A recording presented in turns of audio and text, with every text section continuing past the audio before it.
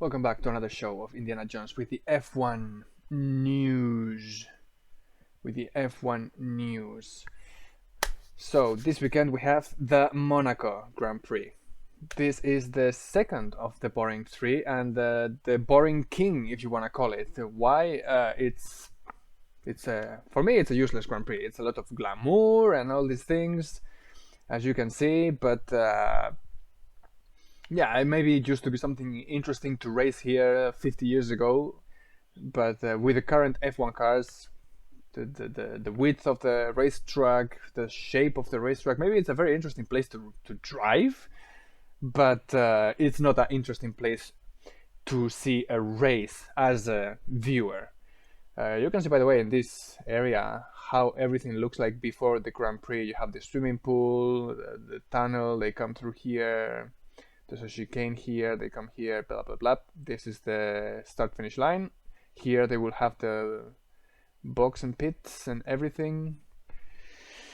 So let's jump into it. This is like I said, the Grand Prix of the Glamour. You can see this is the famous diamond that got lost because one of the Jaguar cars at the time promoting the Ocean's 12 movie crashed or got hit or something, and the diamond popped out of the car and got lost. It was, I think it was like a 2 or 1 million euros, something like this.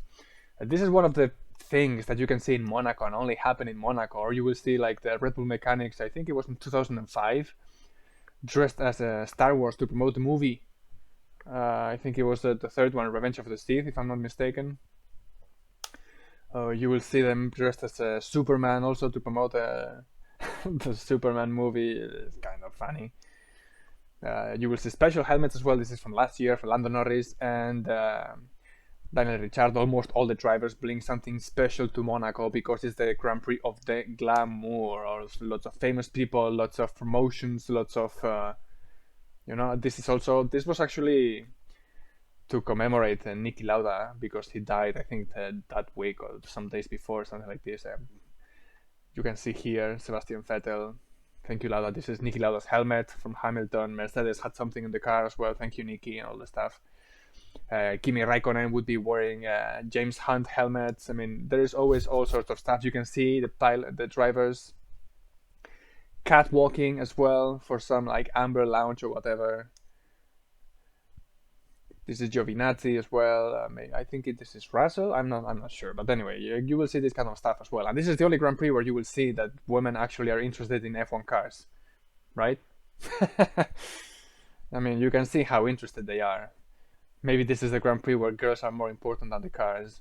You can see yachts parked there, which is gonna be, I'm guessing, crazy expensive, more than usual because Monaco is already crazy expensive. You will see girls in bikinis everywhere, people partying everywhere. Money, money, money. Anyway, let's go to the important thing. The race, or the qualifying actually, because this is the race where you don't want to make a bad qualifying. Overtaking in Monaco is impossible. There is no place, as you can see in this layout.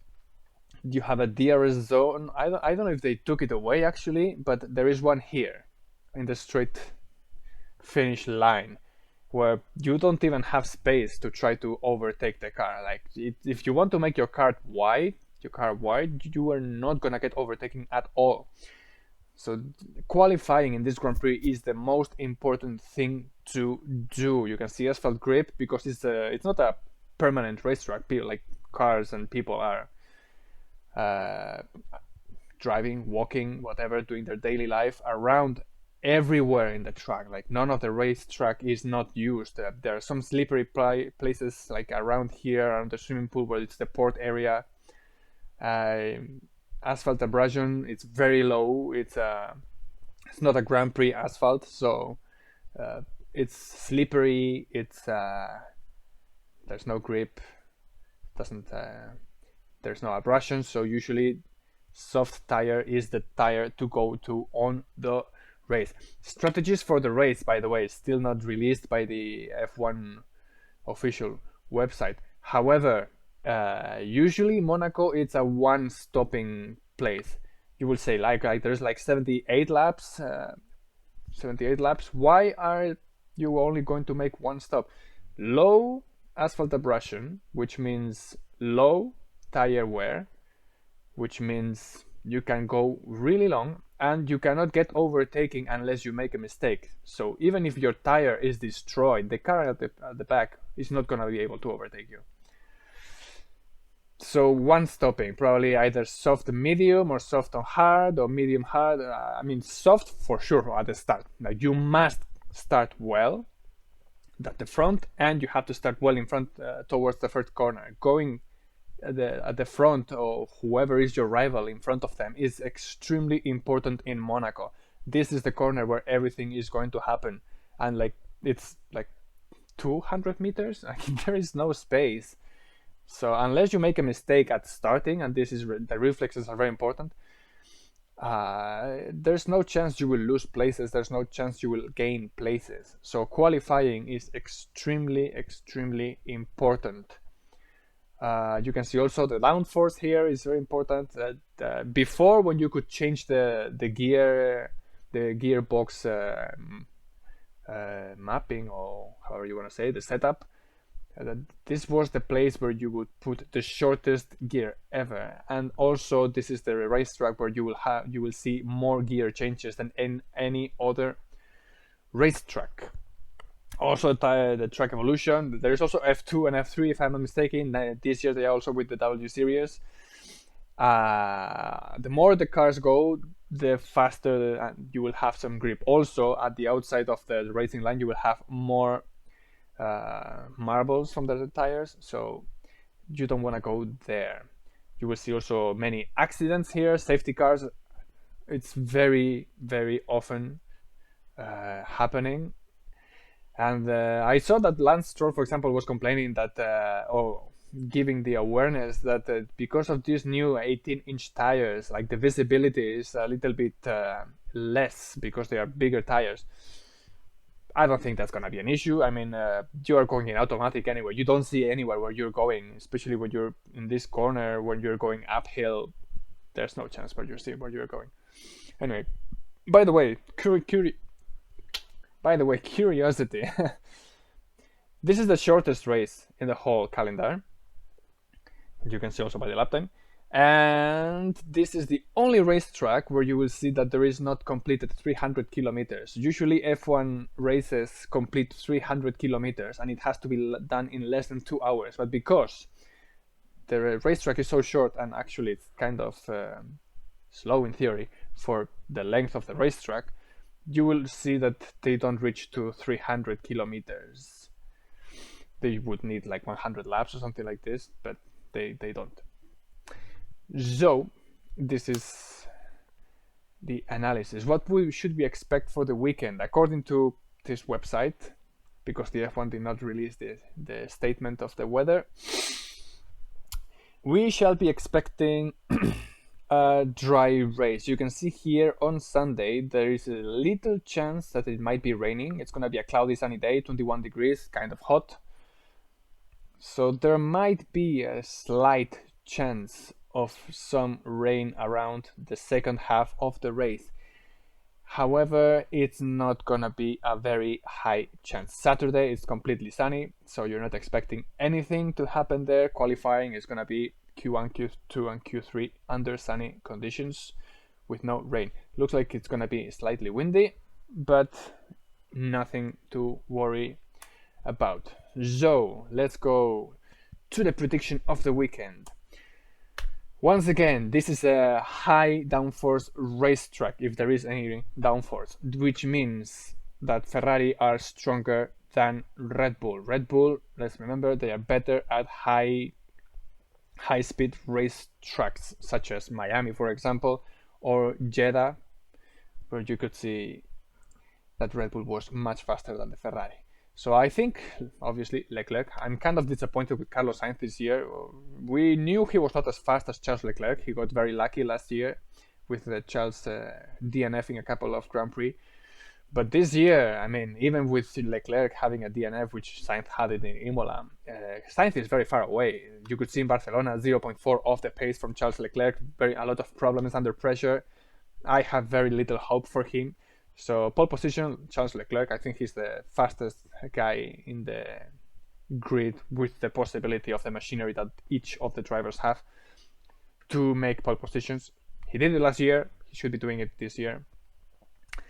Charles Leclerc and Max Verstappen, I think they are the two top drivers right now. And then Perez is going to be beating Carlos Sainz in the race. This is for the race, let's not forget. As I mentioned on Wednesday, Alfa Romeo are expecting to have a good result in this Grand Prix because their car is very good at slow corners, which Monaco is full of them. So they should be doing quite well. And Mercedes, as you could see also in Barcelona, if you made the analysis, and I think I mentioned also for the qualifying, Mercedes were fast in the first sector, but they are very slow and they were losing 0.4 or 0.6 in the last sector of Spanish Grand Prix, which was the slow section, and they were doing really bad in that section. What does that mean? That in theory, Bottas, if there is no problems, should be ahead of them. And because there is a gap between Mercedes and the Alfa Romeo of Bottas and the rest, so I think Russell and Hamilton are going to be there. Looks like Russell is getting a little bit luckier than Hamilton this year, so should be there as well in front of Hamilton for the race. This, of course, is if nothing happens. Monaco, usually there's crashes, there's safety cars, change of strategies that could alter the race slightly. Alpine also should be doing quite well in this Grand Prix. So I think Alonso and Ocon are gonna be in the points. Let's not forget, Ocon had the new spec of the car in the last Grand Prix. That's why they say he was faster than Alonso. So if Alonso has it this weekend, he should be quite well as well. And it's a Grand Prix that actually Alonso usually does quite well. I will put Kevin Magnussen here. I was not expecting in Barcelona for him to be so high in the grid because Haas did not bring any updates. So I expect him to be thereabouts as well. And the last one, I was gonna put the Alpha Tauris as I usually put. Mick Schumacher is kind of disappointing this year. He has been able to score points in some races, but he screwed it up. And Monaco doesn't look like it's going to be the place where he can score points. So I would put Esteban Ocon. All the other teams, to be honest, I don't think so. Could be the other Alfa Romeo, Guang Yu Zhou, or Zhou Guang Yu. He has been getting some really bad luck. He didn't finish many races, not because of his fault. And I think this is not the best racetrack to get back on the course of getting good with the car and everything. I think he should be able to be doing top 10s easily if he can manage everything to be going well and no problems, checking the pace on Bottas, for example. However, I don't think the Grand Prix of Monaco is going to be the place where you can get back on track. Also the same thing for Carlos Sainz, for example. He has a lot of pressure, lots of criticism, especially after the last Grand Prix. So, yeah. And for silly season news, I mentioned about Vettel and Alonso, which is the only apparent news moving so far right now. This Grand Prix is not the place where you will see this kind of news. Usually it's more after Budapest, coming to Spa or Monza, where you can start to get confirmations of what's happening. So yeah, glamour, boring Grand Prix. Qualifying is extremely important, and starting the race. After that, if you don't have any problems, if you don't have bad luck with accidents, blah blah, it's gonna be a single line to the end. And now I would like to introduce a new little quiz games for the people who watch my videos, which are like 5 to 10 people. Hopefully you can start to be more with time. Anyway, does any of you know who is the most time winner in Monaco? It might surprise more than one. Is it Graham Hill? Is it Alain Prost?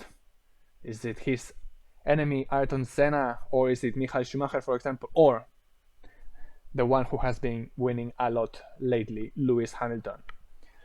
One of these has 6 victories. A couple of these have 5 victories, and others have 4 victories.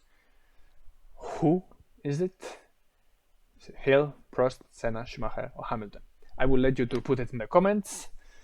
and the winner will have Indiana Jones point for if I do any exclusive stuff in the future. You can have it for free. I don't know, or I can give you some nuggets if you want for free. Anyway, take it easy. Let's see the free practice and talk to you tomorrow.